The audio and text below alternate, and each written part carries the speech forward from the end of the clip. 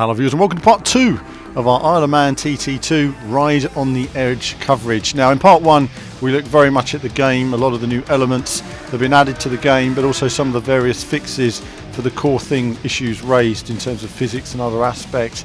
But to really understand how bike handling has moved forward, the track modelling is to speak to a real biker.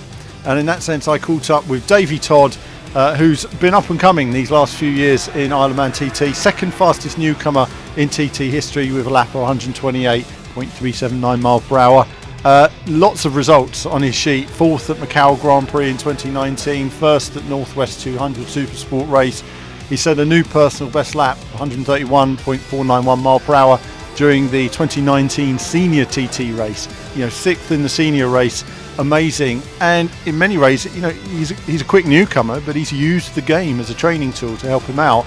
I caught up with Davey, learned a bit about his career, so we have an interview learning about him and his career so far, some of the highlights and aspects there, and then we do a full lap of the Ironman TT. I just talked to him a bit about the game, a bit about how he uses it as a training tool, his mindset as a biker going around the circuit. It's a really nice little insight and a nice relaxing chat with him as well. So let's see what he had to say. Hello viewers, well now I'm catching up with Ironman TT rider Davey Todd, who's racing for Honda Racing this year. Davey, thanks for your time today. We've been looking at the game and we've been seeing some of the action so far, but now I wanted to hear from somebody who knows what it's really all about in real life.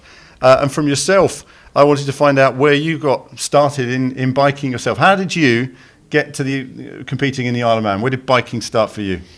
Well, it's crazy, really. I started at a really young age, at 3 years old. My dad got me my first motorcycle, and literally every day since then, I've just loved it. At 6 years old, I started racing off-road, racing motocross and stuff, and I've never loved it more. It's funny, it looks so dangerous when you see young children on motocross bikes. Going for it, and also they watch the adults and then they go for bigger jumps themselves, but you pick up a lot of feeling, I assume, from that in terms of the bike. You get a lot of strength in your thighs, your body, but also a lot of feeling from the bike in terms of suspension and feel. You made a transition from dirt bikes to was it track racing, street racing? What was your transition? So I transitioned actually to a bit of a middle ground. First of all, to supermoto, which is the rallycross for motorcycles, I guess. Raced that for a couple of years and then made the transition over to circuit racing. Again, another couple of years in circuit racing before finally moving over to real road racing. What was the initial challenges moving in terms of feel of the bike? Did you have to learn it from the beginning, or did you find that some things adapted very quickly? What kind of aspects? So a few parts you latch onto pretty quickly. Riding a bike, so it's all much of a muchness, but there's still big differences with the riding style and how you control the bike, from motocross to supermoto, and then finally over to riding sports bikes and superbikes. It's a different style of riding the bike there, and in terms of putting your body out instead of laying the bike over, and little differences like that, but it's all a learning process and it all makes you a better rider at the end of the day. Riding as good as rider you can be, then you've got to learn setups and bike setups. That's a transition as well, because I look at the dirt bikers and I think, there they are. You're in the air, flying through the air a lot. You're getting used to controlling your speed and your scrubs. You're getting used to getting to a corner and turning the bike quickly and getting on the power as quickly as you can. It's much more aggressive and physical through the body. Now it's much smoother on a track surface. You're blending, but you're committing to corners at far higher speeds. Changing your setup, was that a case of working with mechanics and developing your own riding style there? Yeah, there was a lot of development there, moving over to superbikes with terms of learning setup of a bike. Motocross, whilst you do need a good setup bike that handles well, it's not as important as it is on a superbike. Setup is really vital. You can never make a bike work that's wrong, where you could probably get away with it in motocross and off-road. So it's a really good side of it then to learn that whole learning how to set up a bike and how to transfer the information over to mechanics in your team to be able to aid them in getting your bike well set up. How do you go from that then to I'm going to be in the Ironman TT? I don't know. Whenever I see the Ironman TT, I think, God, those guys are crazy. You think to yourself, you think, I want to do that. I want to ride those streets. And it's not just how tricky it is, it's how committed you have to be. Where does the thought process go from track racing to how have you got there now? So it is crazy, absolutely. And I'm not going to lie, that's the first thought I had. But the second thought was, I want to do that. And, it's, I guess, not the idea most people have when they see it. But I went for the first time a year before my first time racing there. So I made the trip over in 2017 and got there for my first time. I'd never been to the Ironman TT before and got a really good position with some friends, like a good point on the course to watch. And the first bikes I seen come past were actually some of the slower guys, and it was just an incredible feeling it even gave me to stand by the side and watch a bike come by at nearly 200 miles per hour and at arm's length away from you. And that to me, I just thought, yeah, this is completely crazy and this is exactly what I want to do. This is exactly what I want to do. It's so crazy. Wow. It's almost terrifying, I think, when you're there and, like you say, the bikes are coming so close as well, lots of walls and stuff like that. So you've decided you want to race in the Ironman TT. You've got to get your sponsorship. You've got to get a ride and you've got to learn the course. That normally takes at least 2 years in itself. Tell us about those three things. Yeah, so the getting the team and the bike together was definitely a difficult place, but I managed to get something sorted with having a bit of background and getting an opportunity with a team. Definitely the hardest part in that was learning the course, because really until you start trying to learn it, you don't realize just quite how difficult it really is.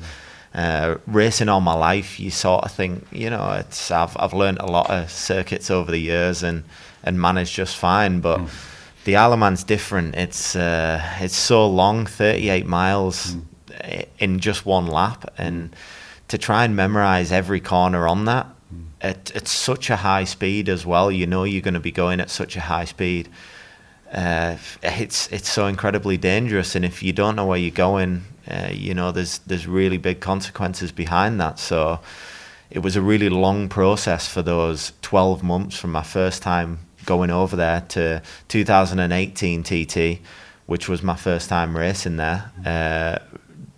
Basically learning every single day, and that in many ways contributed to what I did there. 12 months worth of doing laps in a car, driving around the circuit. But in that case, you're stuck in traffic a lot of the time. Also, most of the courses are 30 miles per hour limit, which is really funny considering you're going through a lot of those sections at 200 miles per hour when you're racing it. And then another method would be to actually watch onboard videos of previous riders going around the circuit, which I use that method a lot, watching those. But when you're starting to move on with your progression of learning some sections, when you make mistakes in thinking you know where you're going and you don't, the video still does the right thing.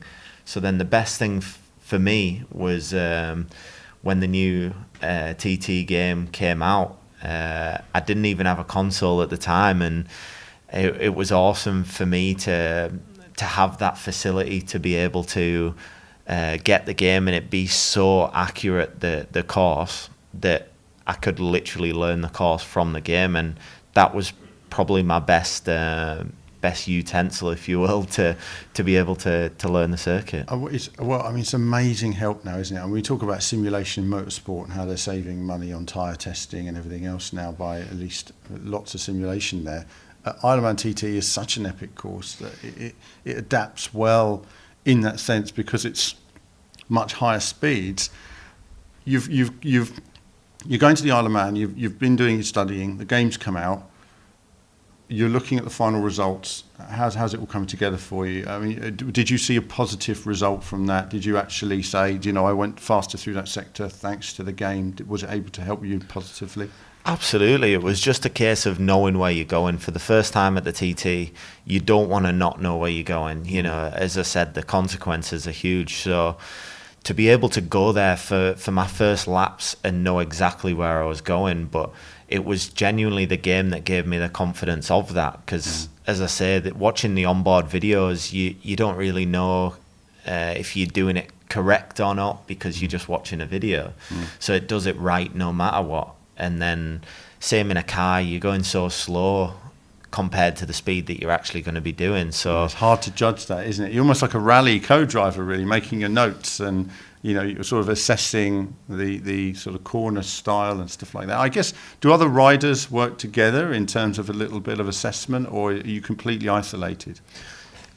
Different riders are different. I had help from a number of riders with learning the course and trying to better yourself, and sometimes you'll work with your teammate as well, sometimes not, depends on the rider individually, but yeah, there's so many different ways that different guys will do it. Well, what we'll do then is we'll take a look at the game now. You're going to talk us through a lap, and I'm going to have a little conversation as to what you're looking at, braking points and other aspects about learning the lap of the Isle of Man circuit. So let's take a look at some gameplay. Starting now then, viewers. So we're just looking at the Isle of Man TT. Davey, you're going away from the line. Tell us your focus, tight street section. So now you're already thinking about the top of going over St. Ninian's Crossroads just now and then down Bray Hill. It's so steep, and I think the game really shows just how steep it is, plummeting down there at 180, 190 miles per hour. Yeah, I mean, that's so tight through there. You've got to get that apex absolutely right, or you're in the wall. We've all done it in the game. First big braking zone, braking really hard right down to first gear from sixth gear. It's a big braking zone there, and you don't want to misjudge it either. And then you've got that tight hairpin that you can easily fly into the wall that we've just been to. Then braking here as well. You're going to get biking nice and early here, don't you, for that second apex? Yeah, another hard braking zone, making sure you get a good run out here, good sweep out on the power, up through the gears up to sixth gear, and really starting to push on and get through this next section, Snugburn into Union Mills here. Again, you're scrubbing off speed, then heavy braking down here as well, getting the bike in tight. Then you've got kind of a double apex here. It seems quite tricky, this corner. Yeah, a lot of elevation change there over bumps and a little jump as you go through. Again, making sure you get a really good run onto this long straight up here, trying to keep the front end of the bike down as it tries to wheelie underneath you. This must feel great going through sections like this at, flat out speeds. I mean, so committed. Now you've got a high-speed corner coming up here. Really big corner, yeah. that one, Ballagary, often known as Ballascary. Just it really is terrifying going around there. Fifth gear, crazy speeds, and then this next left, if you get it perfect, completely flat out, which is a real big ball thing to do. Yeah, absolutely. What are you looking at? You're looking way into the distance here at this point. Yeah, you're trying to look as far ahead as possible. I mean, as far ahead as you can, where you're doing 200 mile an hour, you're catching up where your eyes are looking pretty quickly. Yeah. You're thinking about your bike setup, your tyres. What's going through your head sometimes when you're committing to a corner? You're feeling the bike. What are you thinking? You're trying to feel what's underneath you, trying to feel the elevation changes a bit wide here. There. I ran wide there for sure. Yeah. But trying to feel what the bike's doing underneath you, make sure it's completely planted all the time, not having too big a slide, and feeling the front end, not pushing the front too hard through the corners, and driving out, gaining as much traction as you possibly can to drive yourself, propel yourself onto the straights. I mean, it's just, you're not using a racing line here. A lot of us playing the game do use a racing line, but the course inside out. But it's so challenging every time. And I think it's maintaining that concentration of the next point you're looking at, the next point you're thinking of. You're thinking flat here, heavy braking, really slow, one of the slowest corners that is, want to get that right. And then you feel like that's the end of the first sort of chapter of the circuit. We're going through a different style now as we go around the mountain. a lot of undulation here. It is. It gets into a really heavily wooded and heavily treed section, and you know, a lot of guys often struggle learning this section when they're either playing the game or even riding it in real life. It's it all looks very similar with the trees. There's not much reference points, and pretty tight and twisty as far as it goes as regards to the general speed of the circuit too. It's pretty slow through here, isn't it? So you sort of you want to go. You're on a rocket ship of a bike, but at the same time, very controlled with your power through there. You're trying to tame all that power, 200 brake horsepower plus on the Superbike, and just trying to calm it down. You know, keep it settled and keep smooth, get through the section, and get out onto, as we're coming up to now. Coming up onto the Cronker body and getting back onto faster sections. Now, you were learning, tell me about what you're doing in Ironman TT this year. You're going to be racing in all three categories, so tell us about those. Yeah, so I'll be racing in not only Superbike, but Super Stock and also Supersport, which is the 600 machinery. Super Stock is a more standard specification of machinery, and the Superbike, obviously the tuned version of the Super Stock bike. How do you adapt yourself between the different bikes? I mean, they're both completely different in terms of speed and braking. I look at this and I think, wow, it's hard enough to learn this on one bike, let alone when you get onto a different bike and you've got to almost relearn the course to an extent, surely. Yeah, it completely changes everything. Jumping off the Superbike and Super Stock are pretty similar. The bikes come so fast stock anyway. But it's more of a case of learning it for the Super Sport bike, the 600 machinery. You're in a different gear through a lot of corners. You're going at a different speed, so you have to, as you say, literally relearn the circuit for that different bike. Okay, so now we're in a part of the course where you've got lots of trees. They give you a great feeling of speed. You've got a lot of repetitive corners that are quite similar. A lot of elevation, a lot of elevation there. I always find that learning the course, you've got this middle part that we're sort of coming to where it all looks quite similar. And it's the part I found there's a couple of corners like this one where I just feel, is it further in the lap or is it this one? They are quite similar, and you really need to find your reference points. Do you have any particular reference points you look at? Anything you identify? Or? So yeah, just on the left here, there's a bit of fence in the yellow fence there that sticks out. Little things that you notice as you reference, running out here to the curb, meeting the curb on the inside, back out, and the second apex of the curb there, watching for this one that jumps out here, and then you go curb here, the curb, the hedge on the right, and then back to the curb on that side. Because you're using all that as braking markers as well. Do you have trees and things like that you use as particular braking markers? As tipping in markers, as lots of different things. Getting caught out by a jump there, you know, it's just the same as in real life. I'm always looking to do the biggest jump possible, and it just catching me out, I think. I was talking to you while you were playing. I will say that as well, putting you off. But no, it's... I didn't want to say that, but I definitely blame you for distracting me there. Yeah. No, it's I always think about what's going through your mind. You have a clear mind where your next breaking point is. But I always think the bit people don't see is the bike in the game. The bike is a static thing, whereas in real life, you've got bits of road that may be a bit damp, maybe a bit greasy from leaves. And speaking of braking markers, they funnily enough coming into there really fast, 180, 190 miles per hour, and you use the 30 mile per hour sign as a braking marker. Slow. Yeah, it's a crazy thing seeing those speed signs. It's a hell of a bump as well. I mean, you go there too fast and it's all over for you. Another big jump there, Balacry. You're hitting that fifth gear again so fast, and to take off into the air is just an incredible feeling, to be honest, at that speed. The adrenaline and the rush from going so fast through so many committed corners. I mean, you're committing to these corners. There's a lot of bumps. It's hard to commit to the corners of the bumps. So you're almost ignoring your mind in a way, because you've got to commit have faith, I guess, in yourself and the bike. There's a lot of having faith there, isn't there? Commitment. Yeah, there's a ton of faith, a ton of trust in the bike, knowing the bike's good I enough. love the and speed here, amazing. Sulby Straits, Yeah. it's so fast going down there with all the trees and the buildings at the sides, and you know, like everything's going past so fast. You're doing, you know, 200 miles per hour. It feels like about 500, I think, with the trees all surrounding you. It just, it really gives you that sensation of incredible speed, I guess. Amazing.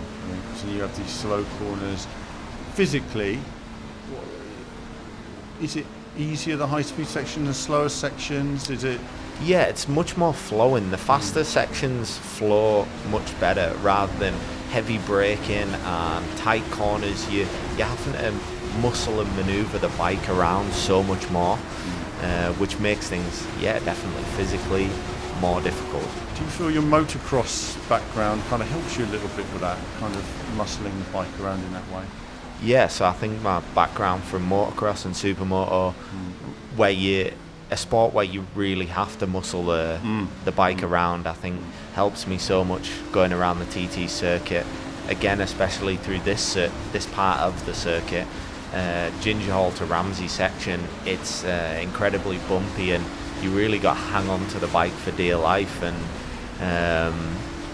you know, make sure it's kept solid underneath you. So it's a real physically demanding part of the circuit. Now we're looking at Ironman TT2 now, of course. Lots of improvements to the visuals, the look, and the feel. Tell us about some of the improvements you've noticed so far. Some of the improvements are incredible. What I've seen with the game, it's like so realistic with a circuit, and like we were talking about before, the reference points is it's so good. Like genuinely, the reference points I use in real life are right there in the game, and I can use them just the same. I'm changing gear in the same place, and I feel like I'm really helping my learning of the circuit and helping my progress with pushing on and progressing racing in real life by playing the game itself. And the bike reacts, I think, in this new game so much more realistically than in the first game. You know, the rider is moving around a lot more and reacts a lot more like a real bike, and I think that's a massive help again. Yeah, we're going to highlight some of the issues that were present in the previous game, and it certainly seems to me that having played a very brief amount of this one, but they've worked on improving all of those now. The bike's more stable, you understand what it's doing. There was an issue before where bumps could just send you off, and you couldn't see them, expect them. There was also one where you would steer into a corner and the bike would just keep going. All of that's improved now. It certainly seems to be more natural in the way you're riding it, and you're getting a more natural feel from the bike now. Yeah, it's much more smoother. The bike rides a lot smoother. It's also a lot more predictable. You're actually gaining that real life sensation of feel, I think.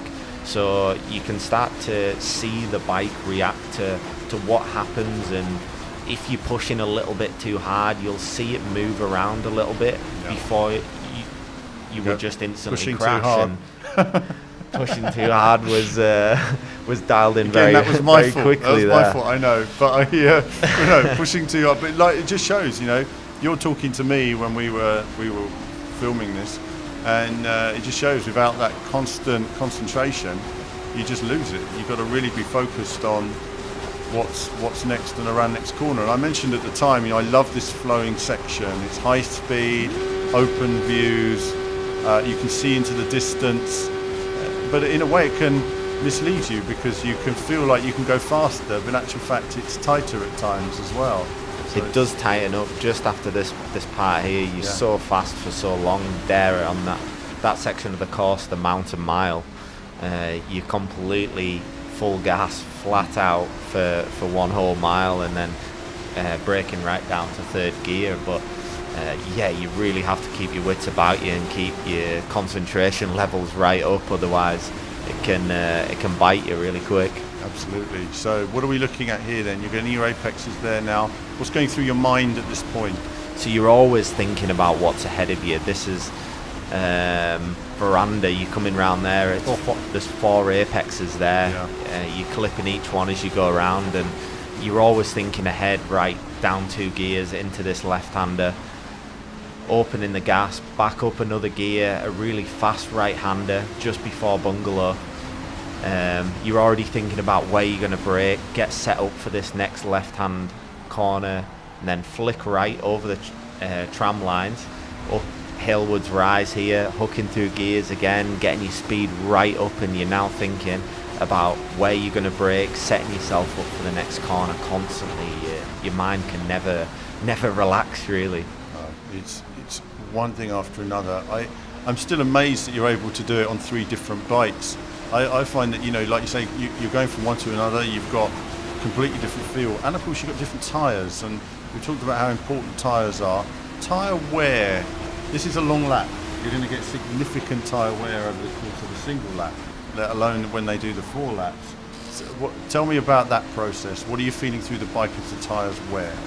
So tyre wear's a big thing, as your tyres start to get worn on the Superbike after 2 laps, the end of the second lap, if you've chose the softer tyre, the bike's really starting to move around, and even more so that your fuel load has also dramatically changed. You've gone from a completely full tank to nigh and completely dry, empty tank at the end of the second lap, and also your tyres are really worn, which means you've got less grip and you've also got less weight.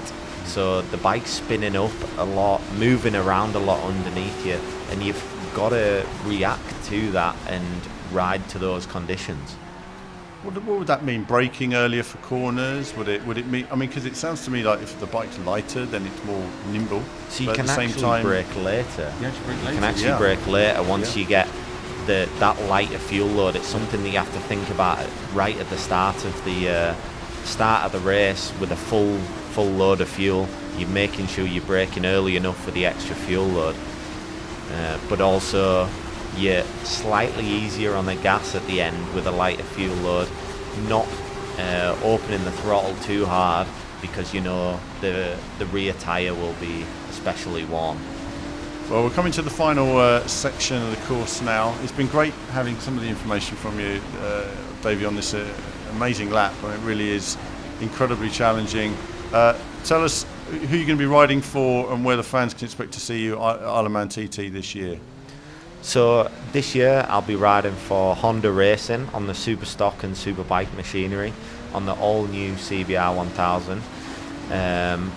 Also I'll ride for Paget's Motorcycles by Malenko on the Supersport 600 machinery, also on a Honda. And yeah, be competing again at the Ironman TT, and I just can't wait to get out. I just need to make sure I get a little more practice on the game first. Absolutely. Well, Ironman TT2, you're saying you're the main man. You're saying they've moved forward. It certainly seems much better. Lots of improvements. We're going to look at that in more detail. And Davey, thanks very much for your time. Thanks, Matt. So a big thanks to Davey. Fascinating insights from him. We could have talked all day. We had a lot of great conversations off camera, discussing the various elements of the course, and it was for me, I respect these guys 110%. I mean, amazing skill and commitment to ride this circuit. And when you saw him playing the game, nailing the circuit, you expect him to, in a way, but converting a bike to a game and expecting a biker to be as good on a game as they are in real life, that's a stretch. But for him, it worked. I mean, he knew the gears for the corners, the bike was going where he wanted it to go, and he felt that it had moved forward a long way. He really felt natural with it. He just picked it up and was ready to go. Very, very impressive to see, and I look forward to meeting him again at some point, discussing it in the future, because we learned a lot about the game and the bike handling, and having a tour of the studio. It's really fascinating for him to see the gaming side and learn a bit about his various perspectives on the various different bikes and classes he rides in as well. So that concludes this first chapter of our Ironman TT2 coverage. Hope you've enjoyed it so far. I'll be looking at your comments I'll be putting together videos on other aspects of the game. We're going to look a bit more at the handling, physics and assists in a future video. And again, as I say, look at your comments to make sure that we cover the key aspects where you guys may have concerns or looking for areas to be improved. And that's it for this video, Ironman TT2. There'll be more from me very soon. Thanks for watching today, viewers. I hope you enjoyed the video, and do like and subscribe. It supports what we do. You can go to the website directly above me here, or check out a couple of other videos on the channel. Perhaps things you're interested in terms of racing games, whether it be new or retro, it's all there. Check them out.